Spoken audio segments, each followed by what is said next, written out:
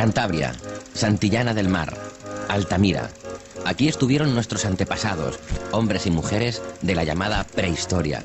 Hace 15.000 años, humanos exactamente como nosotros encontraron aquí refugio y alimento. Y además nos dejaron algo impresionante, las pinturas de Altamira. Pero ¿quiénes fueron los autores de estas pinturas? ¿Qué historias explican? Durante años se creyó que eran falsas.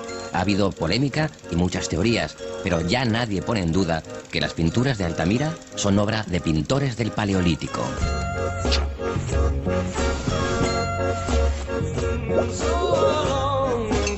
Las obras se tocan, se ven, pero en el arte siempre hay una mitad invisible que explica muchos porqués.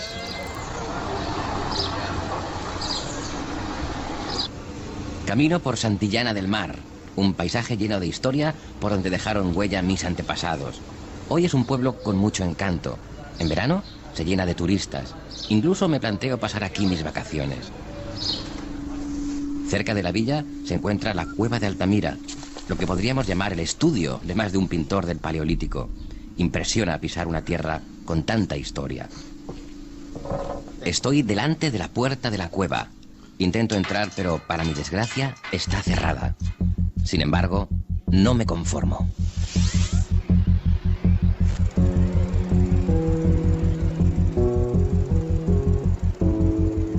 Estar dentro de verdad es hoy por hoy el sueño de muchos que aman la historia.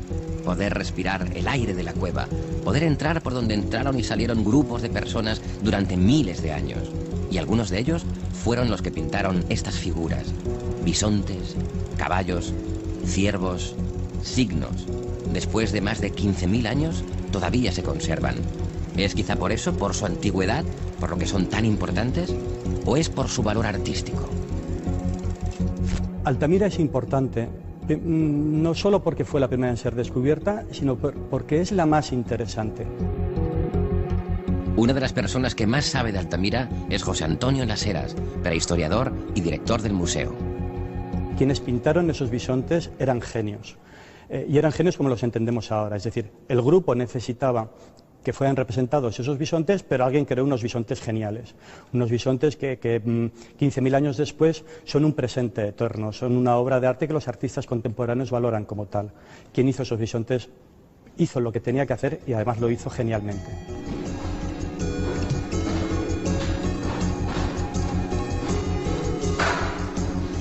Cuentan que el mismo Joan Miró, al ver las pinturas, dijo que a partir de Altamira todo era decadencia.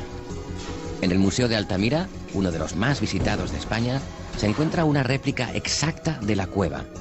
Los autores de esta copia fueron Pedro Saura y su mujer Matilde Múzquiz, profesores de la Universidad de Bellas Artes de Madrid.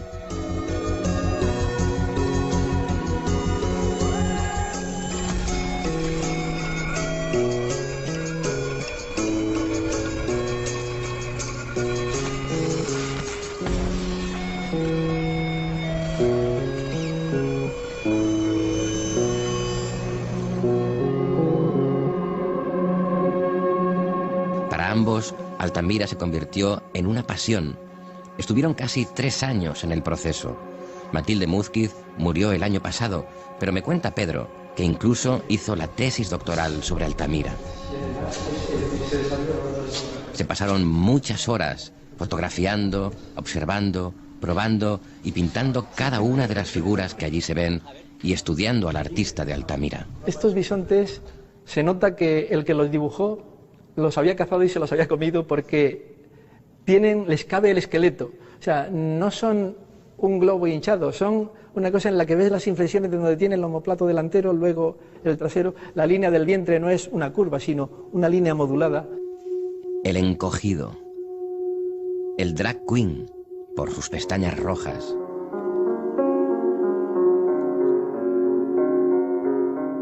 Julio Anguita. Estos son algunos de los motes que les pusieron Pedro y Matilde a los bisontes de Altamira después de pasarse tanto rato observándolos. Ellos nunca perdieron el sentido del humor, aunque estuvieran haciendo arte de primera línea. Las pinturas de Altamira se han conservado tantos años porque, entre otras cosas, quedaron sepultadas durante milenios a causa de un derrumbe. Fue un aficionado a la arqueología, Marcelino Sanz de Sautuola, quien las descubrió en 1879. Bueno, en realidad fue su hija María. Padre. Sí. En ese techo hay bueyes pintados. Lo que ocurrió después fue que la mayoría de los arqueólogos de la época no creyeron que las pinturas fueran tan antiguas. Incluso cuestionaron que fueran auténticas.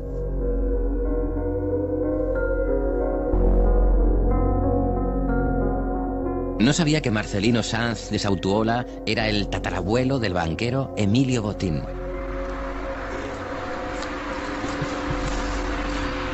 Voy a entrar en los jardines de la casa donde vivía Marcelino. Está en Puente San Miguel, la villa vecina de Santillana del Mar. Sus jardines son ahora de interés histórico-artístico. Me interesa este personaje. Fue a su modo un hombre profundamente moderno. Descubro que le gustaba la arqueología, la botánica, y que fue él quien introdujo el cultivo del eucalipto en Cantabria. Aquí plantó el primer eucalipto en 1863. Ahora solo se conserva este tocón.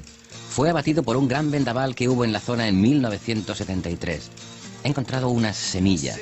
Dice el tópico que es importante antes de morir tener un hijo, escribir un libro y plantar un árbol. A mí solo me queda plantar un árbol y me hace gracia. Con solo introducir una de estas semillas en la tierra, quizá crezca un eucalipto que dentro de muchos años sea tan alto como sus vecinos.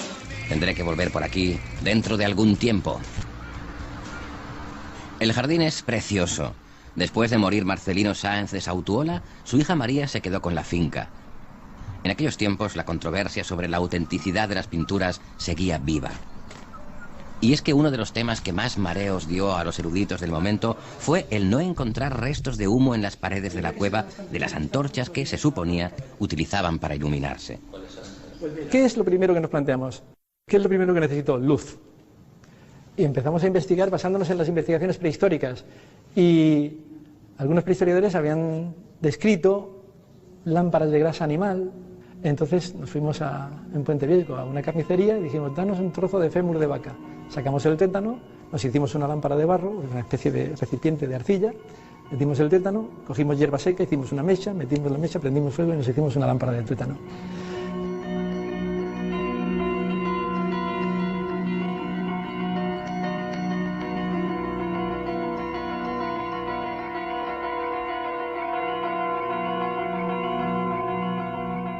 La lámpara de tétano no produce prácticamente humo y da una luz esférica, no es como las linternas que dan una luz puntual que ilumina todo el ámbito.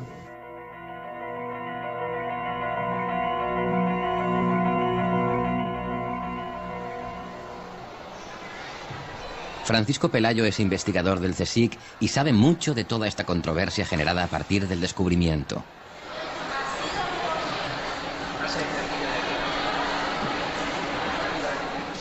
Sanz de Sautuola y Vilanova eran ardientes defensores, no fueron los únicos, pero fueron los principales defensores de la antigüedad de la caverna y de las pinturas del arte parietal de la caverna de Altamira. Pero hay que ver el contexto histórico, social, cultural y científico en que se produce la polémica en los años 80 del siglo XIX.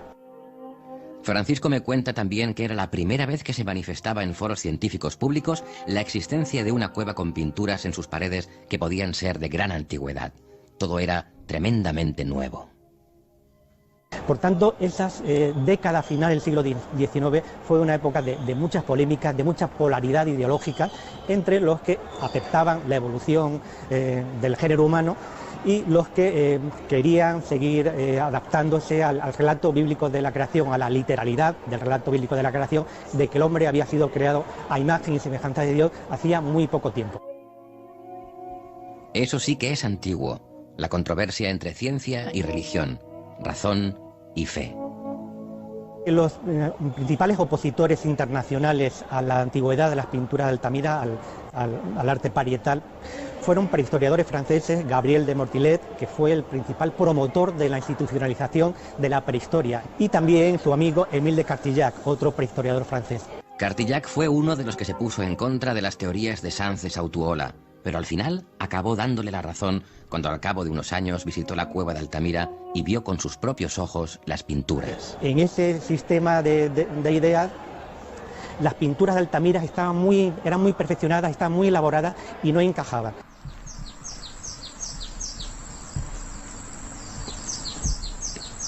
Fue en esta casa, la de María Sanz de Sautuola, donde Cartillac se presentó 20 años después de la muerte de Marcelino a pedir disculpas. Y fue a partir de aquel momento cuando el interés por visitar la cueva fue aumentando. 1, 2, 3, 4.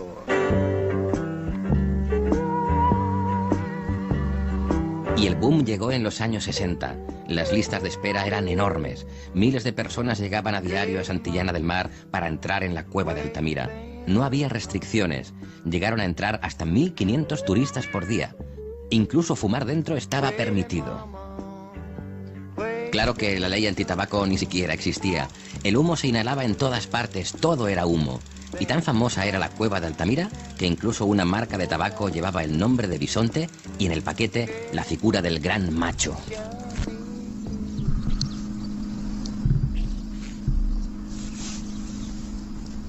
Sigo merodeando por la zona. Ahora estoy pisando los bisontes y los caballos. Justo aquí abajo están todos, a oscuras, sin que nadie o muy pocos puedan observarlos. Ahora solo entran científicos e investigadores. Este prado dibuja perfectamente el perímetro de la cueva, que tiene 270 metros de longitud. El paisaje actual de Altamira es diferente al del Paleolítico. Por aquel entonces me han dicho que hacía más frío, 6 u 8 grados menos. Muchos quieren entrar en la cueva y nos preguntamos si algún día podrá ser así. Fue doloroso y hubo que cerrar la cueva preventivamente en prevención de que pudiera pasar algo grave, para evitar que los riesgos se hicieran daños. En estos momentos, hacer que la cueva siga siendo visitada, aunque sea por pocas personas al día, con las actuales circunstancias y el actual conocimiento científico que tenemos de la conservación de Altamira, es un riesgo inasumible, un riesgo que no podemos asumir. Entrar en la llamada neocueva, la réplica, no es lo mismo por la emoción, pero para alguien como yo que no ha tenido oportunidad de ver las pinturas auténticas de cerca, estar observando la réplica también es, a su modo, muy emocionante. Las texturas son las mismas, los trazos iguales y el pigmento también. Me cuenta Pedro Saura que cuando el autor de los bisontes entró en la cueva, el techo ya estaba pintado. Encontró caballos.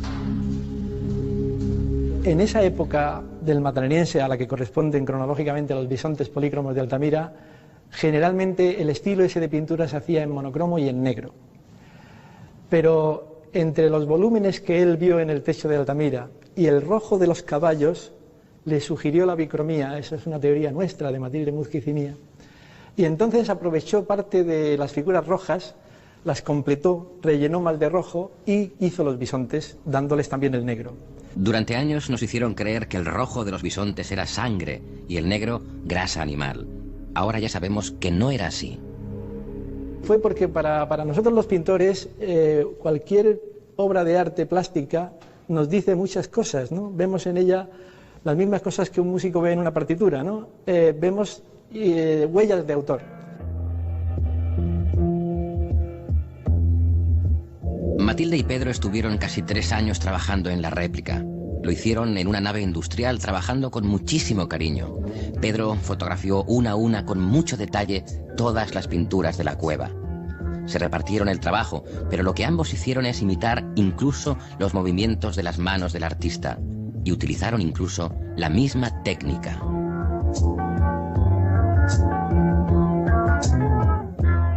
Hay unos ritmos de trazado que indican el proceso que seguía. Primero grababa, después dibujaba a carbón y después terminaba con rojo. Que por cierto hay una parte muy atractiva y muy romántica al mismo tiempo, y es que todas las líneas de carbón que describen la silueta de los bisontes están hechas en un sentido que sería el acariciar al animal. Digamos que no hay ningún trazo hecho a contrapelo, siempre es acariciando al animal. Y eso lo identificamos, el sentido del trazo, por la huella que deja el carbón en la textura de la piedra. Así que lo hemos hecho en el mismo sentido.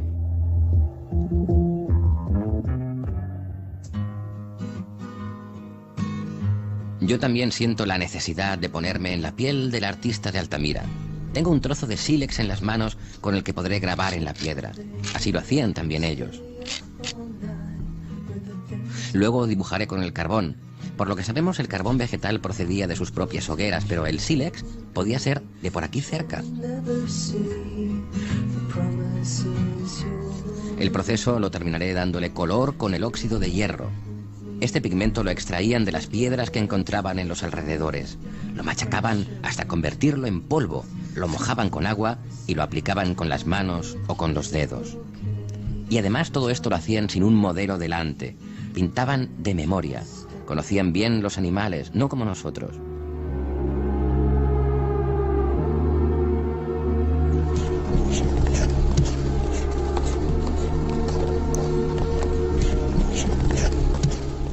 Me acercaré al zoo de Santillana a ver si encuentro alguno.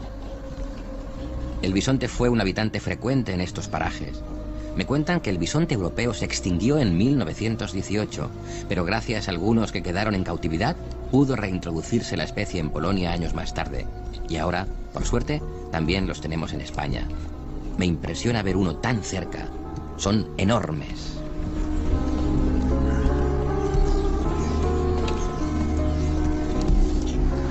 Pero en Altamira no solo hay bisontes pintados, también hay ciervos, caballos y signos. Me surgen otras preguntas. ¿Qué significan todos esos signos? ¿Por qué los pintaban? Quizá me lo pueda explicar Josep María Fullola, catedrático de prehistoria en la Universidad de Barcelona. Hay muchos más signos abstractos, hay muchos más grabados que no pinturas. Las pinturas es lo que se ve, lo que se vende, lo que llama más la atención. Sin embargo, cuantitativamente hay muchos más signos que no sabemos muy bien qué quieren decir y muchos más grabados en las paredes que no pinturas. Quizá este interrogante quedará para siempre, pero las investigaciones no cesan. Sabemos, podemos intuir que nos están explicando una historia, pero sin embargo es mucho más difícil saber qué historia nos están explicando, porque hemos perdido los referentes. También sabemos que las pinturas son diferentes en función de dónde están situadas.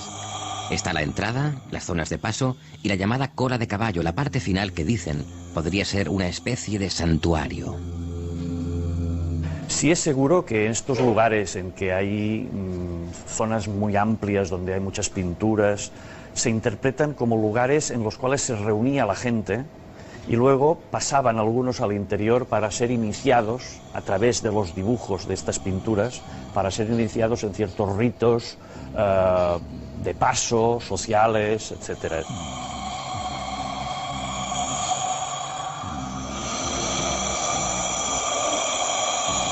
Algunos yacimientos, como Altamira, por ejemplo, han sido interpretados como lugares, en inglés se llaman aggregation sites, lugares de agregación, lugares de reunión donde periódicamente los grupos de la zona se reunían, intercambiaban productos, acordaban matrimonios, lo que fuera, y también iniciaban a la gente. Y muy probablemente se les contaba a los que había que iniciar las historias del grupo a través de esas imágenes.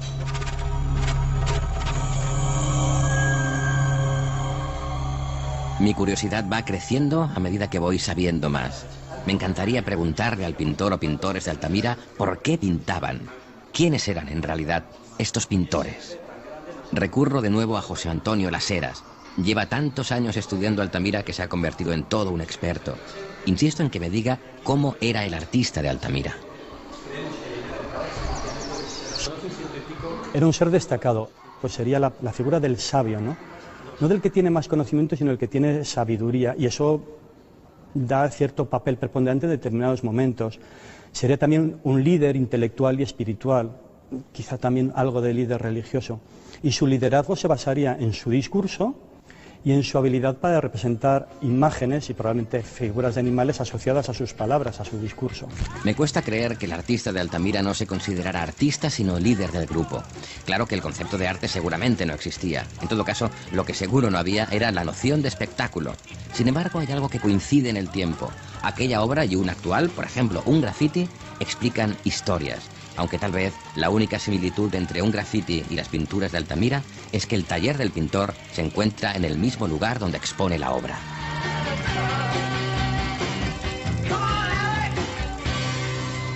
ahora en el siglo XXI, si no hay espectáculo, casi no hablamos de arte, ¿no? Las performances, los desfiles de moda, todo es un espectáculo. En el pasado no había espectáculo porque ocurría en la intimidad y en la oscuridad.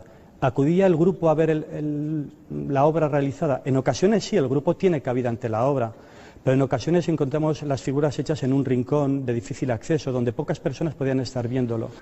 Pero ¿cómo definir las pinturas de Altamira? ¿Fueron estos artistas los precursores del surrealismo?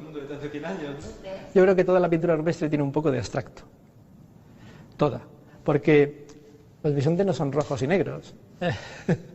Y los bisontes estos, sí, los identificamos. Incluso identificamos, como he dicho antes, la diferencia entre sexos. Pero son también en parte una abstracción. No son absolutamente figurativos.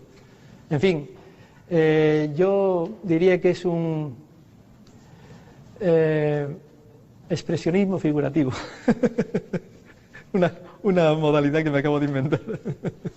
El hecho de seguir buscando, excavando, puede dar nuevas pistas para estas pinturas y sobre todo sobre el hombre que habitaba en las cuevas. Ahora sabemos que era muy parecido a nosotros, que usaba un lenguaje para comunicarse, que se alimentaba con una dieta equilibrada y que vivía en clanes, pero que no concebía el futuro como nosotros.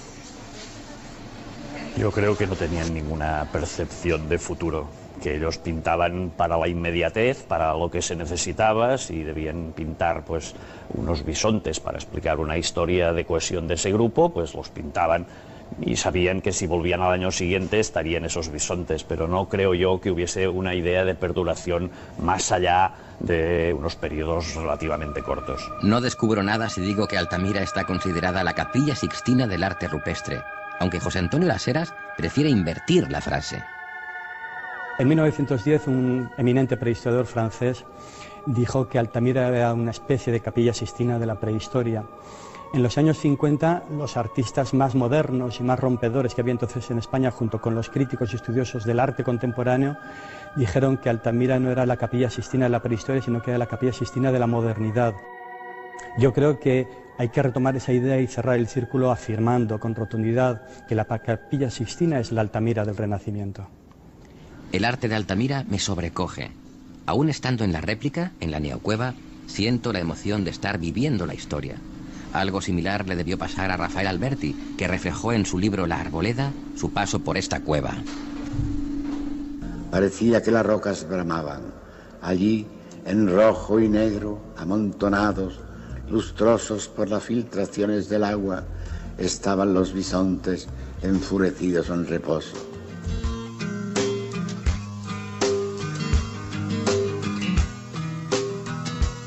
Otros autores, como el escritor Chesterton, se imaginaban las cavernas como guarderías de niños de la prehistoria. Y es que por allí pasaban también los más pequeños que dejaron las huellas de sus manos en la roca. Quizá fueron también los más pequeños algunos de los pintores de Altamira. El dibujo y la pintura siempre ha sido una actividad asociada a los niños. ¿Por qué no podían ser ellos también los que dejaron huella en las piedras? En Altamira, de hecho, hay algunas manos que por el tamaño podrían ser perfectamente las de un niño.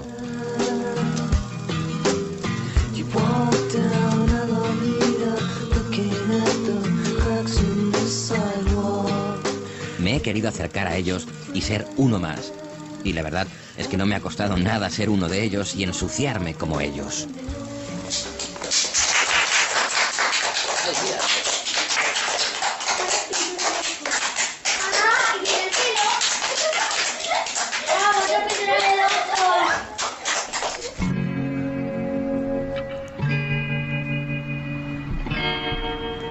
Y recordando de nuevo la historia, me impresiona pensar en el momento exacto en que María, aquella niña de 9 años que acompañaba a su padre, levantó la cabeza y vio en el techo de Altamira los bisontes. Ella exclamó: «Papá, bueyes».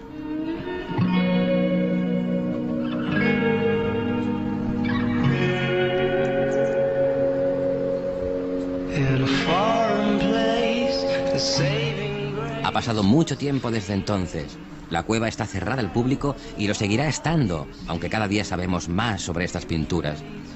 Sabemos cómo las pintaron, nos imaginamos quiénes fueron, aunque será difícil que algún día sepamos exactamente qué significan. stay